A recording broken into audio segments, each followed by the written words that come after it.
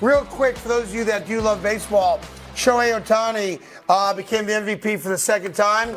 And he's the only guy in the history of baseball to win consecutive MVP awards with 100% of the vote. Nobody else even got a vote. That's how good Ohtani is. And during the interview accepting the award, he did something really kind of strange that we're going to take a look at with you. He did the interview with his dog. And that's a lonely man is what that is. Lonely man. Big house. It's one thing for a grown man to have a lap dog. I see those people driving around the city all the time. Dog on their lap, paws out the window, and he's high-fiving the dog. Where are the girls at? Yeah, no girls. No girls. No girls. No buddies. No buddies. Yeah, no chef, no masseuse. Like Deshaun Watson's like, that's not how you do it. Right. There's a way. There's a method. Moving on to first and football. Okay. The point is this. Thank you. Go. Here's what's so bothersome about this. We all live vicariously through you guys when you're playing because we count your money. You guys know that. Yes. Oh, you make X. Oh, you make Y. Public. And for those of us that grew up, you wanted to be professional athletes. I wanted to be the starting point guard for the Knicks, starting center fielder for the Mets, quarterback for the Jets. Jacoby, I'm sure it's similar fantasies as a child, growing up playing sports, right? You guys lived out our fantasies. And when I see a guy who's made $1 gazillion, who just became MVP, and he's sitting on a nice clean couch with a nice little poodle on his lap, and there ain't nobody there to enjoy that with him, I'm bothered by that. I want girls in bikinis at a pool, in a hot tub. It should be presented to him by a butler on a tray, and he should be surrounded by half-naked people. Right. I want people shaking bottles. Yes. I want Jay-Z rolling in like, I've got the Armand de Champagne. I want all that stuff. Like, if you guys live boring lives, then you didn't do what you should have done. There should be a fleet of cars and multiple helicopters in the background. You just want MVP, right? It should be confetti. It should be dancers. Yeah, something. You're high-fiving a pool. It's the second year in a row. He's like, I'm over it already. No. Again, but you guys, I want to be very clear about this. I speak on behalf of all fans. Being very clear. You guys have a responsibility to us. Yes. There's a word that my radio partner invented back in the day called NARPs. Non-athletic regular people. Oh, okay. You guys are not NARPs. Me and Jacoby are, right? Yes. Good. And you guys have a responsibility when you're gifted from God with a talent that very few people on earth have. You need to also do the other stuff so we can see what it's like. Right. The clubs, the girls, the planes, the copters, the jets, the houses, the girls, the girls' sisters, the dinners. Once in a while, their moms, whatever it is. Shame on you if you didn't live that life for a little bit. Now, at some point, you have your own family, and you got to curtail certain things. You got to bring it in a little bit. But I'm so upset when I see a guy like Shohei Ohtani. So enough first in football. It's 7 o'clock in the morning, all right? I'm talking to the fans right now.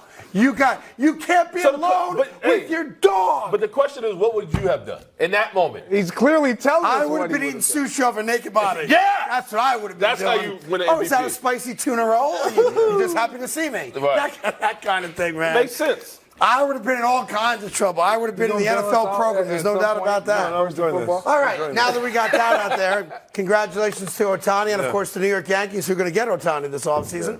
So looking forward to seeing him in New York. More bunting. If I sign a $500 million contract, I'm not high-fiving a dog when I win MVP. No. So. Correct. I'm on a boat. Right. All right, we good for first and football, Craig? Now we can do first. All right, let's do it first and football. Let me tell you how that. Sorry, I know you like to ask me questions, but let me just tell you how that meeting went. Zach was in the corner. Yeah. And they were just all talking about him. He didn't say nothing. He heard a lot of things. But the notion of it's the first time we really got all together as an offensive unit, that's called the locker room, buddy. Yeah. Right? You're together a lot. Right? That's the first thing guys like you miss when you retire is the locker room, the guys being together.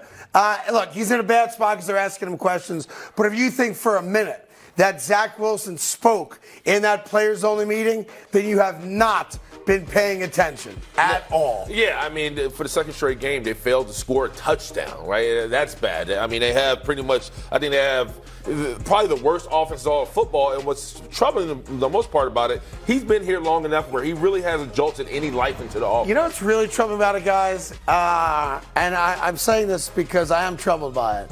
I can distinctly remember and recall for you, if asked and challenged, every Jet touchdown this year. Wow, yeah. You know why?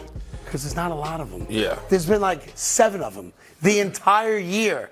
And if you can, in week 11, count very quickly, by the way, every Jet touchdown this year. Oh, remember the Garrett Wilson catch against the Bills? Remember the Breece Hall run against the Broncos? Remember the easy touchdown from Breece against the Eagles? Yeah. I'm halfway there. That's a problem for this offense. Yeah, it's a problem. Number one, I disagree with both of you. What? Zach Wilson definitely talked. You have to. What could he possibly say? Yeah, in I was that going to meeting? say, sorry. No, he just owns his part in it. Accountability is everything. If you're going to have these players-only meetings, you got to be willing to take on your role in the responsibility or the lack of production. He clearly has a role in it. It's not all on him, but he has to talk. He can't just allow Let me ask you a everyone else question to on just that. say You've been in these meetings, both of you guys. Yeah. I'm going to play Zach Wilson just for a second here. And it's a lot. They're talking around the issue. I know I'm the issue in large part. If Zach Wilson got up in that locker room, and I don't think this happened, but I want to ask you a question on it. If everyone's kind of, hey, the offense sucks, hey, we're not getting production out of the QB, hey, blah, blah, blah, blah, blah, right? If Zach got up and said, guys, I'll take all of it. I'll go out there every week. I'll take all the slings and arrows, but we're in a closed private room right here. Hey, Allen, start catching the ball when I hit you in the numbers. Hey, Garrett, stop dropping the ball and fumbling the ball. Hey, offensive line, protect for 1 extra second, and it changes everything. Hey, Breece and Dalvin, don't drop screen passes when I throw them to you. Hey, Uzama, do something other than change your hair color every week. How would that be received? That would be greatly received, I believe. It won't happen. Right. I don't think that's ever happened where a guy says, you know what, I'll take all the blame, but look, let me be real, raw, and honest. Yeah. That does not happen. What I will say, though, going into this week, I like what I'm hearing with the Jets. I know you don't like the players-only meeting because the Bills had it and we see what Didn't happened work. with them. Yeah. But for me, you're going into this game together.